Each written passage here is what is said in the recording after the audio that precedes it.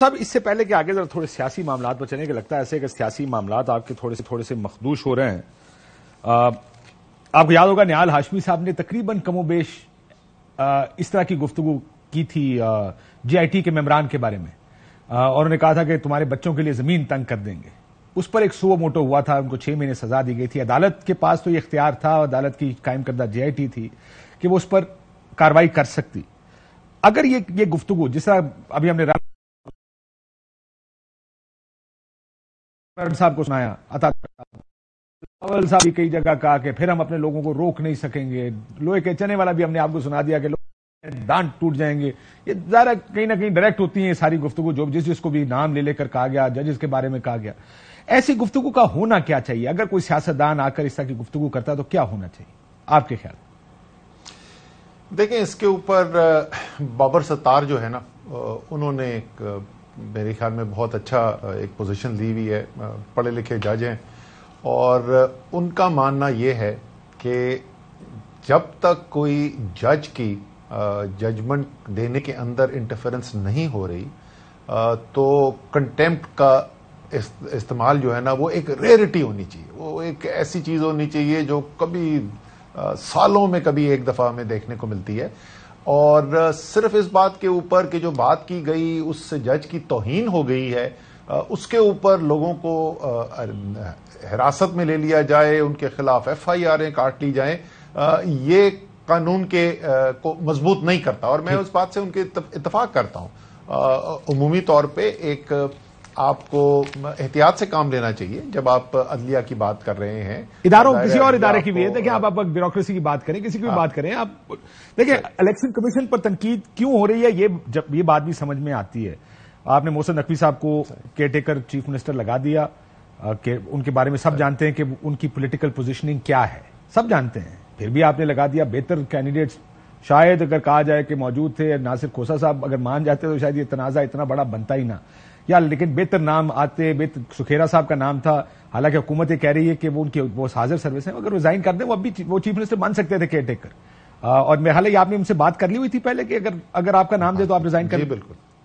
سو اب election commission کی اپنی پوزیشننگ بھی ہے, پر ادارے اب جیسے میں نے کہا کہ بدلہ لینے پر اتر آئے, وہ کنٹیمپٹ خود بھی کر سکتے تھے الیکشن کمیشن. آپ کو کیوں لگتا ہے کہ انہوں نے ایف آئی آر کرانا زیادہ موضوع سمجھا؟ دیکھیں, شاید اس وجہ سے کہ اس کے اوپر ہماری رائے یہ ہے اور زیادہ تر قانون دانوں کی رائے یہ ہے کہ کنٹیمپٹ کا اختیار الیکشن کمیشن کے پاس نہیں ہے. اس کے اوپر ابہام کیوں ہے؟ وہ اس لیے ہے کہ 2017 کے الیکشن ایکٹ کے اندر ایک شک ڈال دی گئی جس کے اندر یہ لکھا گیا کہ الیکشن کمیشن جو ہے وہ کنٹیمپٹ کا اختیار رکھتا ہے, لیکن آئین کے اندر بالکل واضح طور پر لکھا ہوا ہے کہ کنٹیمپٹ کا اختیار صرف اور صرف ایک عدالت کے پاس ہو سکتا ہے. اور یہ بھی سپریم کورٹ کی ججمنٹس موجود ہیں کہ الیکشن کمیشن کوئی عدالت نہیں ہے. اور مسلمہ اصول ہے قانون کا کہ آئین میں جو چیز لکھی ہوئی ہو وہ اگر متصادم ہو, کوئی اس کے نیچے جو قانون بنا ہوا ہے تو جو آئین میں لکھا ہوا ہے وہی حرف آخر ہوتا ہے اور اسی بات کو مانا جاتا ہے. تو قانونی طور کے اوپر کنٹیمپٹ کا اختیار موجود نہیں ہے, لیکن ایف آئی آر کا تو اختیار بالکل بھی موجود نہیں ہے یار, کہ میرا دل ٹوٹ گیا تو کسی کے خلاف ایف آئی آر کاٹ دے. یار آپ کاشف عباسی میری بڑی تنقید کرتے ہیں, میں اگلی دفعہ میں بھی یہی کروں گا, میں آپ کے خلاف ایف آئی آر کٹاؤں گا. آپ جو ہے نا ہماری تنقید کرتے ہیں. ساڑی بھی سختی آنے والی میرا خیال ہے. یہ دسو کہ اب آپ کو کتنے حالات اپنے تحریک انصاف کے لیے سخت ہوتے نظر آ رہے ہیں آنے والے؟ دیکھیں, سوال تحریک انصاف کے لیے حالات اچھے اور برے ہونے کا نہیں ہے. سوال جو ہے ملک کے لیے حالات اچھے اور برے ہونے کا کیا ہونے جا رہا ہے. اس وقت بڑے واضح 2 راستے موجود ہیں ملک کے اندر. ایک راستہ جو ہے وہ آئین اور قانون کا ہے, وہ ہمیں لے جاتا ہے صوبائی اسمبلیوں کے الیکشن کی طرف. اور پاکستان میں جیسے میں نے پہلے کہا آپ کو فوری طور کے اوپر سیاسی انتشار کم ہوتا ہوا نظر آئے گا. جو معاشی عدم استحکام ہے, جو ایک ہیجان کی کیفیت ہے, اس کے اندر آپ کو بہتری نظر آنی شروع ہوگی, کیونکہ لوگوں کو اور جو ادارے کمرشل ادارے جو ڈیل کرتے ہیں کسی ملک کے ساتھ, ان کو نظر آئے گا کہ یہ ملک ایک اس پٹی پہ چل رہا ہے جہاں پہ ہمیں پتا ہے کہ جی 60 دن کے بعد یا 70 دن کے بعد کوئی نئی حکومت آ جائے گی, 5 سال تک چلے گی, ایٹسٹرا ایٹسٹرا. یہ ایک راستہ ہے. دوسرا راستہ ہے کہ آپ کوشش کریں کہ کیونکہ تحریک انصاف کی مقبولیت کا مقابلہ نہیں ہوتا, کیونکہ عمران خان کی مقبولیت کا مقابلہ نہیں ہو سکتا, اس لیے ہم پوری طاقت, قوت, اختیار کو استعمال کر کے, چاہے قانون اجازت دے یا نہ دے, ہم دباؤ ڈال کے کرش کر دیں. آپ ملک کو تباہی کی طرف لے جا رہے ہیں اگر آپ اس راستے پہ چل رہے ہیں. جو نظر آتا ہے کہ اس وقت وہ راستے پہ چلنے کا کہ اندھیا مل رہا ہے ہمیں, تو نقصان تحریک انصاف کو نہیں ہے بھائی میرے, نقصان جو ہے وہ پاکستان کو ہے. اگر آپ زیادہ تر لوگوں سے بات کریں گے تو وہ تو یہی کہتے ہیں جی یہ تو اگر فواد چودھری کو پکڑ لیا, آپ کے خیال میں فواد چودھری کل شام تک زیادہ مقبول سیاستدان تھا یا آج شام کو زیادہ مقبول سیاستدان ہے؟ اس کی تو ریٹنگ اور بڑھ گئی.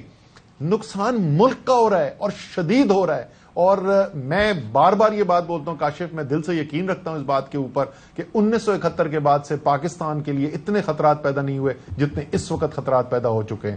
ادھر دہشت گردی بڑھتی چلی جا رہی ہے, معیشت کی وہ حال ہے. معیشت کی بات ٹھیک ہے, وہ آج عمران خان صاحب نے بھی آج عمران خان صاحب نے بھی کہا, آپ نے کہا اندھیا مل رہا ہے, اندھیا تو مل رہا ہے, الیکشن نہیں مل رہے. دوسرا, میں اس پر جانے سے پہلے کو 2 جملے یہ جو آج فواد چودھری صاحب کا واقعہ ہوا, کہ جیسے میں نے کہا کہ اس چیز کو کوئی انڈورس نہیں کر سکتا, غلط کہا فواد صاحب نے, بچوں کے بارے میں کوئی بیان دینا غلط ہے, لیکن ہمارے ملک کا بھی ایک نظام ہے, وہ نظام میں ایف آئی آر ہوتی نہیں, پولیس ہلتی نہیں, لیکن جس انہولی ہیسٹ کے ساتھ یہ سارا پچھلے اگلے 6 گھنٹے کے اندر اندر سارا کچھ ہو گیا, وہ بھی ایک it's story in it self.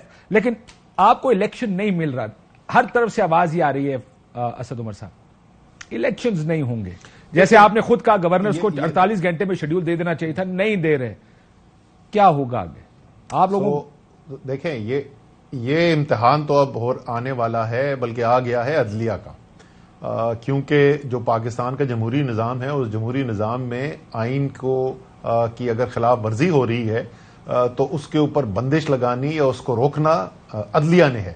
اور میرے خیال میں اگر عدلیہ اپنا کردار ادا کرے, جس کی مجھے امید ہے کہ انشاءاللہ تعالی وہ کرے گی, تو عدلیہ کے ان فیصلوں سے پاکستان اس بحران سے نکلے گا. عدلیہ کے پاس یہ اختیار ہے, ان کے پاس یہ اختیار موجود ہے کہ وہ اپنے فیصلوں سے پاکستان کو بہت حد تک اس بحران سے بچا سکتے ہیں. اور امید یہی ہے کہ حکومت کی خواہش ہونے کے باوجود عدالتیں جو ہیں ان کو آئین سے ماورائے آئین کام کرنے سے روک دیں گی. عدلیہ کا آپ کہہ رہے ہیں کہ امتحان ہے, میرا خیال امتحان ہمیشہ پاکستان کی جو ریاست ہے وہ تو ہمیشہ اسی امتحان میں رہتی ہے. وہ نازک دور ہے کہ تھمنے کا اور رکنے کا نام ہی نہیں لے رہا. جب سنتے ہیں نازک دور سے گزر رہے ہوتے ہیں. ان نازک دور کب ختم ہوگا 20 سیکنڈ میں اگر مجھے بتا دیں تو. میرے خیال میں جتنا نازک اس دفعہ آیا ہوا ہے نا, اتنا 1971 کے بعد سے نہیں آیا. تو اگر کبھی نازک دور کے رکنے کا وقت تھا تو وہ آج ہے. اسد صاحب ایک جملے میں جواب دے دیں, کیا میرے بچے جب میری عمر میں پہنچیں گے پاکستان اس وقت بھی نازک دور سے گزر رہا ہوگا؟ انشاءاللہ نہیں, انشاءاللہ نہیں. یہ 2023 جو ہے نا, اور اس کے اندر مجھے یقین ہے کہ ادارے ریاست وہ بھی اپنا کردار ادا کریں گے آخرکار, اور آپ کو نظر آئے گا کہ پاکستان ہمیشہ کے لیے ایک آئینی جمہوری قانونی راستے کے اوپر نکلے گا. اور جس دن وہ اس راستے پہ نکل گیا اس دن پاکستان نے ایک پرامن خوشحال ملک بننا شروع کر دینا ہے.